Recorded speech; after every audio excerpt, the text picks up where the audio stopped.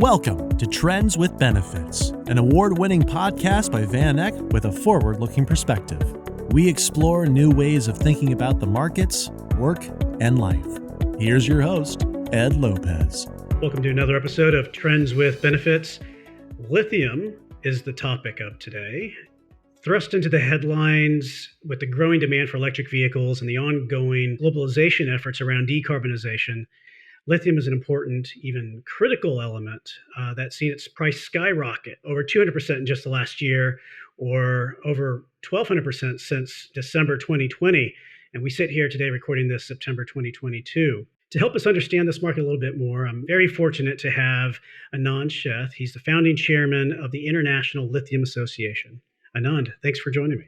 Thanks, Ed, and likewise a pleasure to join you, and welcome and hello to all the listeners. We wish you have a good time listening to us and learning a few more things. So maybe you could talk a little bit about the Lithium Association. I think it's relatively new.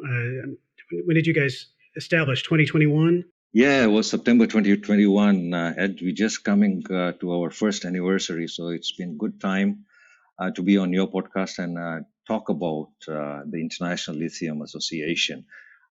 It's an international industry body for the global lithium value chain. So what do we mean by that is its memberships comprised of producers, junior explorers, new developments, battery material makers, cell makers, and OEMs to include the whole value chain in the lithium battery.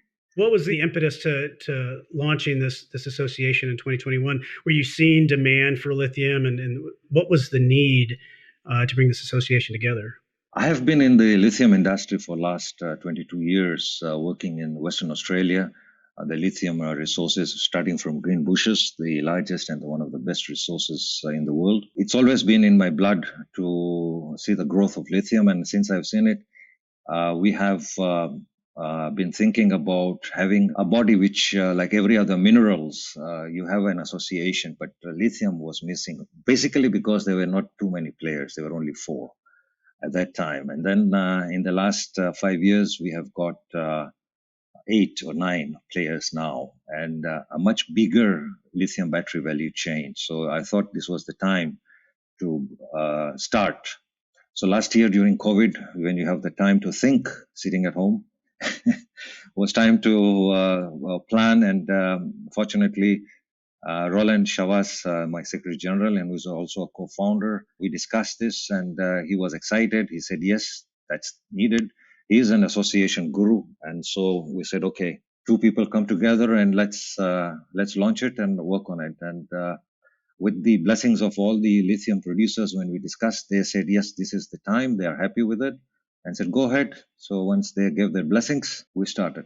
So, as I started out, lithium is in a lot of the headlines lately, really tied to electric vehicles and batteries. I mean, I guess I'm assuming that's where a lot of the most recent demand has come from. Yeah, that's the growth profile in the lithium industry. In the past, we had glass and ceramics industry growing at a normal GDP levels. But now the battery industry, since Sony started the lithium batteries for mobile phones, the growth started early 2000.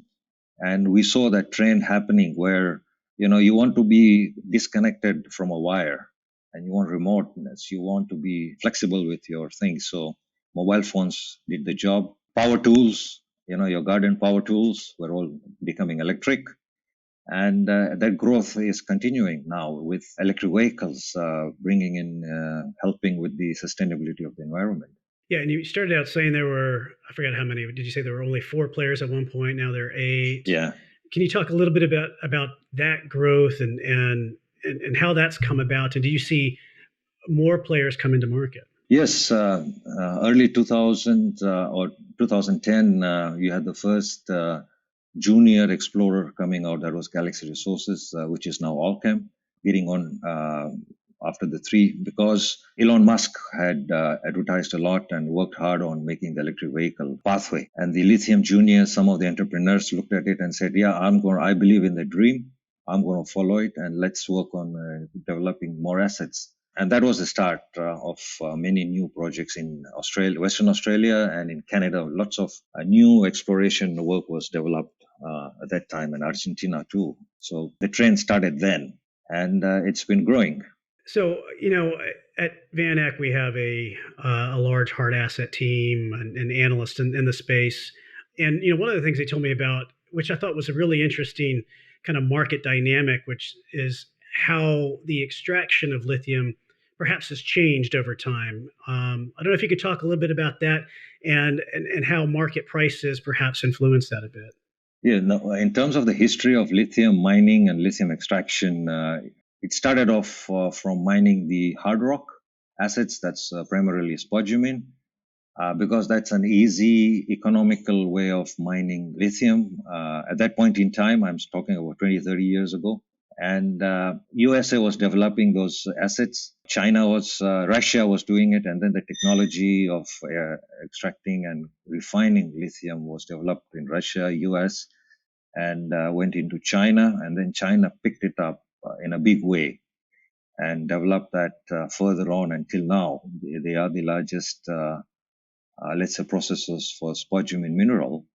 And Western Australia has primarily been the supplier of the spodumene, mainly Greenbushes. And it was just nature's way of working things out with a high-grade resource in Greenbushes. It was economical to mine, and it was economical to process it in China. And the brines developed once the resources in USA got depleted or got reduced, and it wasn't economical at that time with those prices to mine spodumene. They developed the brine technology. So that was the history of extraction of lithium. So it's both hard rock and brines.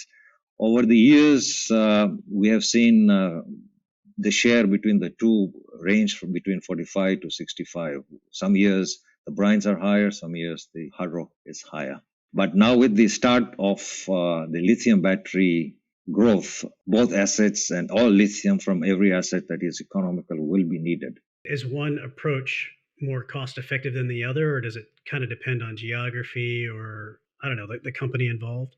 I think it's both. As you see, the last 5 years, you see the brine owners have invested into hard rock, and hard rock people are moving into brines also. So it's a diversification of risks, geographies, technologies, and everything else. And you want to be more widespread and reduce the risk if it happens in one place or the other. So there are pros and cons for both, but both are needed. And this process, we're talking strictly the extraction part, not the finishing or the refining part, right? Both. Both. Okay. Yeah. Got it. And you'd mentioned some of the other countries involved. Maybe you can review that briefly. The major geographies or countries that are involved in either the extraction and or the refining of lithium today. Yeah, so history says that Western Australia mined the spodumene. It was economical to refine it in China because they had the technology, they had the setup, which was, they've been refining it for the last 100 years. So they had these established plants, and they were quite economic, and they were developing the industry. The lithium carbonate they produced from there was consumed internally because China itself had a bigger market, and then it was distributed to other countries globally. That was from the hard rock side. So there was a good synergy and symbiosis between Western Australia and China working together on the growth of the industry. There was no other investments or anybody else interested in it. The brines also in Chile was developed by SQM and Albemarle, and FMC then, but now Livent developed it in Argentina, the brines. And they built it up, the technology there to distribute lithium carbonate to the global, primarily to the glass and ceramic industry. And then early 2000, when the batteries industry started building for mobile phones and cameras and things like that. So the lithium batteries took over from the NiCad or the nickel metal hydride technology. And so that growth was pretty strong at that time. There was a bit of shortages at that time too. And then the industry caught up and started producing more. Brownfield expansions happened. It's been moving slowly, but now there's an exponential curve. And resources don't catch up that fast. It's just a matter of time. Yeah, so I mean, you're speaking to some of the demand aspect for lithium now, and supply is tight. The refining technology and capability, I mean, it's dominated by China, right? Or are there other geographies, like you say, Chile and others, that are coming along to help diversify that a bit? The refining technology was developed in Russia and US and China. It was brought into China, and then Chinese companies did work on it continuously. There were SOEs that grew the industry in China, and then the entrepreneurs in China were smart enough to invest and put the money into refining so that they could uh, get value addition into making money out of lithium carbonate. They dominated it because they had many plants. There are a couple of them, two or three of them. And that's been growing from those three refining plants. They've added those people have moved out of those from those companies and gone and put up their own refining plants as they learn and getting the security of raw materials. So China has, but now it's not necessarily that it's only China dominated. It can be European companies, equipment companies have developed processes. They have doing something new things out of it. American companies, I'm sure, Albemarle and Livent have got those technologies available with them still because they were processing spodumene into carbonates, and so I'm sure it's everywhere else. We have Pilbara Minerals joint venture with POSCO in Korea that's going to set up the first refining there. And we have 3 refining plants in Western Australia coming up. So there's diversification. And that's possible because now the value of lithium has gone high and it supports that investments. Previously, it wouldn't support. And Greenbushes has looked at it in the past and it won't support that. But now it does. And this is probably a dumb question because I'm talking to one of the heads of the association, but I assume you see demand from various technologies in lithium. The International Lithium Association, we term this as the lithium century because the demands not only just in electric vehicle, but energy storage will be one of the very big growing industry. And then more and more new modes of transportation, the e-planes and the e-taxis, robo-taxis, lots of things are being developed. And the lithium battery technology is not yet at the top end. It's still being developed. So we are hoping that it'll in the next, in this decade, we will have one of the best, highest energy density batteries, fast chargers, and then there will be some more new applications that will come up out of this. And the best part, Ed, here is that lithium is recyclable and the other metals in the batteries are recyclable. It's not like the fossil fuel that is one time used in your car, you go to a shopping center, whereas with the batteries, you recharge, and then once those life is done, 80% it goes into energy storage sectors, and then it goes into recycle, and you get back the lithium. Yeah, that's important. That's interesting. Like some different studies or research reports, I think one from Credit Suisse says lithium demand could triple between 2020 and 2025, and there's concerns that we have enough supply given that demand. I would assume that recycling component could help offset that a little bit. Yes, that will be probably in the 2 or 3, maybe, I don't know, maybe 2 decades on the recycling industry, but it needs to be developed now, the technology and sustainability with the carbon emissions technologies reductions. That all is under development today. So that will all work and help in the loop. But in the meanwhile, the most important is that we need quick investments and large investments in lithium mining, lithium technology. That's the main crux and priority today, that we need investments. And things are getting easier now. It wasn't that easy 10 years ago. But now with the pricing and the interest by the large mining companies, now we have one of our members like Rio Tinto is into lithium now. We are expecting more and more bigger players. So all that will grow faster, the exploitation of the resources. You mentioned OEM, the original equipment manufacturers. I don't know if you could talk a little bit more about what you're seeing there in terms of sourcing their own kind of independently supplies. I think the likes of Tesla are part of that. I just read an article about LG Energy signing up agreements to source lithium as well. What have you seen in that regard? I mean, that's a continuous process where there is an awareness, increase of awareness among the OEMs to look at the supply chain, because this is now a new industry for them. It's not IC engine. It's batteries is the heart of it. What is the battery? It's lithium as the predominant mineral, and nickel and cobalt or iron and phosphate. These are all the different minerals. So they will be working on all these different. They go to lock in their supply chain. So they all do it. It's not necessarily in lithium in these minerals. They've been doing that for their other parts also. Let's say for tires or paints and things like that. So it's just one more thing in their supply chain to look after and make sure that there is enough material available. So they go around the world scanning the markets to see where best they can get their materials from. So yeah, that's a process.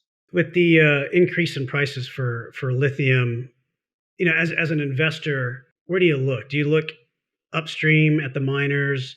Do you look at the refiners who maybe are getting squeezed from a margin standpoint at some point? Or how would you approach the whole value chain in this space? Well, no investment ideas or suggestions here.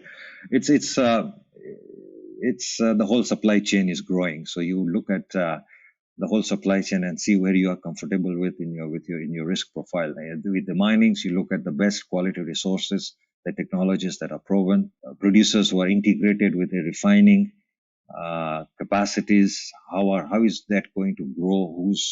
Who are their customers? That would give you a good indication. How strong is their supply chain? Then there are battery materials producers. Some of our members like Umicore and BSF. They are the big ones who are in this industry. They might want to expand. You have to look at them. You have the cell makers. And then there is a charging infrastructure network, which is an important part of this whole chain where, BP and Shell and all this have made investments and acquired companies in the infrastructure because they're looking at where they're going to balance their revenue when they lose it from fossil fuels. You're kind of making the case for active management. You need somebody who can dig in and understand these things at the company level. Yeah, it's a simple value chain. It's all this has to grow with the electric mobile and the energy storage sector. Everything has to grow. So all these areas are going to grow, and there will be lots of alignments, acquisitions happening when the OEMs realize that battery is the heart of their car, the lithium battery, and they need to have that in their control. That means cathode materials, the battery materials needs to be closer to them because that's where the technology differentiation will come between the cars. It's the cathode or the anodes and the whole cell. So they will want to have the cell technologies and the cell making and everything else controlled so that they can have a difference in there between them and the other competitors. Well, since this is a podcast about trends in general, one question I like to ask my guests is what's one long-term trend you see playing out over the next year or several years? It can be about what we just talked about, but it's also an opportunity to see what else you're thinking about, you find interesting. Oh, I just think I'm a lithium man, so I only see lithium trend. So yeah, I just want to see that there are more electric vehicles on the road and two-wheelers and three-wheelers everywhere on the world. World is running with lithium batteries. The other trend I would say is becoming closer. The world becoming closer. The world becoming one. Understanding, helping each other, and building value chains that work together, collaborate. Your strength and my strength work together. We become like the five fingers of a hand. Together we are stronger, but each finger is weak. That's an interesting point that you mentioned because it leads right into one of my trend or fad questions I was going to ask you. So I'm going to ask you, and I know the answer now, but but the first one I had on the list was deglobalization. Trend or fad? Fad. You think we'll get past some of this nationalistic movement and get back to working together? I think so. I think we have to at some point, right? There's no choice, otherwise you lose. Growing dividends from mining companies. Trend or fad? Trend. Space tourism. Trend or fad? I would like to say trend. There is a lot of work going on now with some of the rich people in the world doing that. So that would be a fantastic opportunity. Deep sea mining, trend or fad? That's a good one. I hope it's a fad. And then finally, a favorite of mine, cryptocurrencies, trend or fad? Trend? Well, this is great, Anand. I thank you very much for being a guest on the show. What's the best way for people to learn more about the association? Yeah, so we have we are on LinkedIn and on Twitter, and International Lithium.org is our website. Very simple, lithium.org. Excellent. Thanks again for your time. I really appreciate it. And thank you for tuning in to another episode of Trends with Benefits.